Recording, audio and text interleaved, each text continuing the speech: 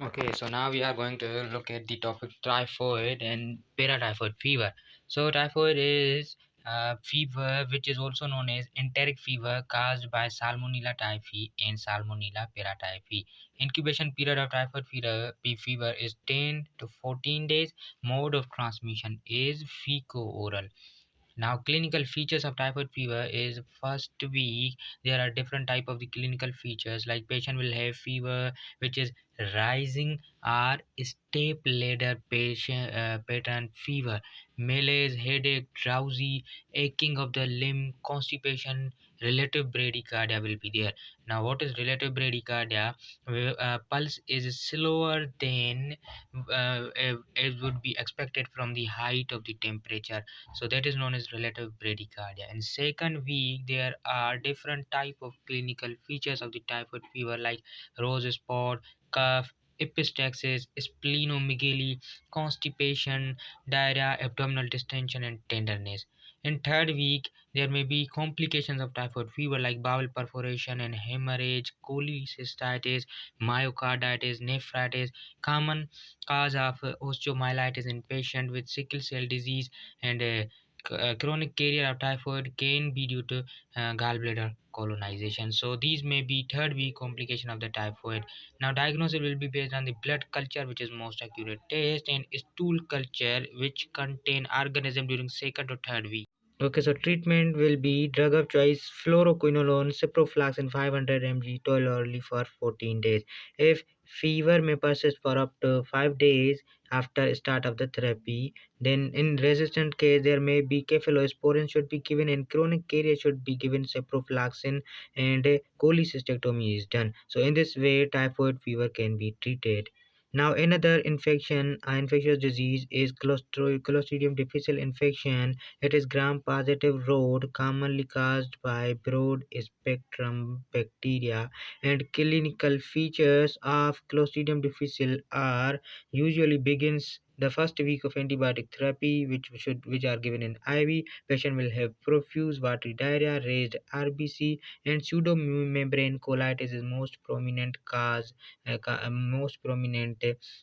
feature of pseudomembrane uh, Clostridium difficile. So, the fulminant colitis means inflammation of the colon causes toxic colon dilation, diarrhea, toxicity, and perforation. Diagnosis will be on the basis of some labs detect Clostridium difficile toxin A and B. Use stool ELISA, PCR. Stool PCR should be done, and glutamate dehydrogenase enzyme assay should be checked, and then treatment is stop the precipitating antibiotics, supportive therapy, IV fluids, and in mild to moderate infection, there should be RBC maintained less than 15,000. Agent should be oral. Metronidazole should be given. Severe infection, WBC is greater than 15,000, and oral agents should be vancomycin. IV metronidazole is given, and metronidazole, vancomycin, and other fidaxomicin. So, with a fecal transplant, refractory can be replaced. So in this way we can treat. Okay, so viral infections with exanthem. These are group of viral infection which are associated with exanthem. Exanthem are the wide spectrum rash associated with a fever in childhood, and a rash on mucosal membrane are also present. Maternal antibody gives protection against these in first 6 to 12 months of the life.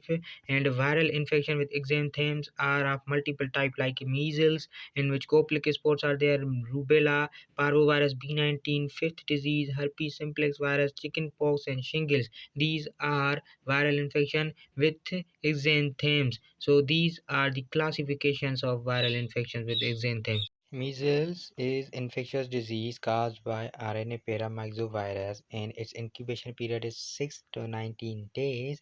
It is transmitted by respiratory droplets. So, because of respiratory droplets, its transmission occurs from one person to another person, and measles occurs.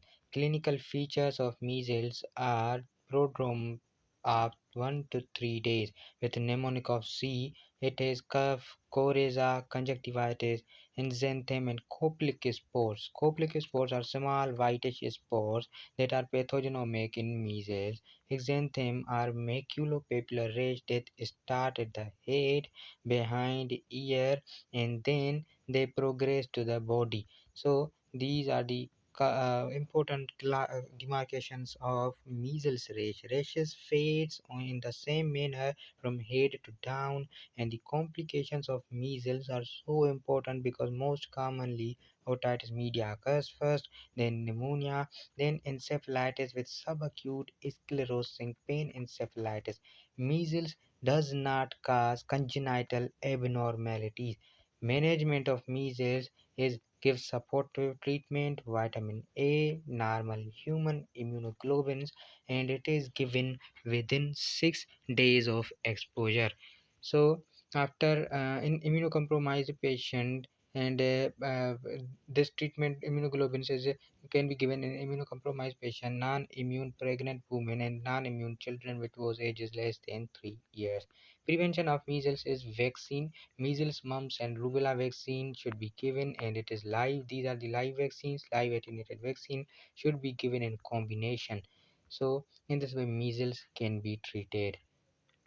So, before ending this lecture, let me tell you mnemonic for live vaccines, and that is boom roof. So, this is mnemonic for live vaccines. Live vaccines which are given to the babies.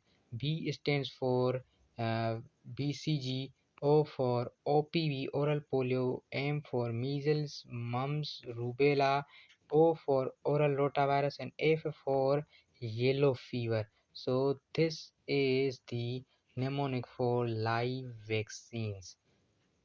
Now, rubella is also known as German measles or 3-day measles. Its causative agent is RNA virus, Toga virus. Incubation period is 15 to 20 days.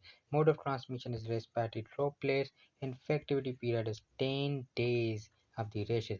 Clinical features of yellow of rubella is prodromal illness, fever, malaise, lymphadenopathy, and suboccipital and posterior cervical group of lymph nodes are most commonly involved in this disease, and exanthem, anthem, or enanthem, Fortimius spores are present. These are petechial rashes and soft palate with but not diagnostic of rubella. In exanthem are maculopapular rash begins on the face, spread to the rest of body, and lasts approximately for 3 days. Complications of these rashes are thrombocytopenia, hepatitis, encephalitis, congenital infections, and congenital rubella syndrome, deafness, and congenital cataract. Congenital heart disease is also there, mental retardation. Management will be rubella specific IgM by ELISA and IgG zero conversion for 14 days. Prevention is measles, mumps, rubella should be given, and other treatment is supportive treatment. So in this way we can treat rubella infection. Erythema infectiosum is also known as fifth disease. It is caused by parvovirus B19, fifth disease, and incubation period is 14 to 21 days. Clinical features are prodromal illness, patient haze, fever, choleral symptoms, no enanthem. In exanthem or slap cheek syndrome is characteristic finding of the fifth disease, which is classified as intensely red rashes on face, followed by lacy reticular rashes over extremities, palms, soles, and the complications of fifth disease are glove and sock syndrome, in which purpuric rashes, which are clear in margin on wrist and ankles, are present, along with arthropathies, most commonly adult and symmetrical joint polyarthritis, impaired erythropoiesis, aplastic crisis is there.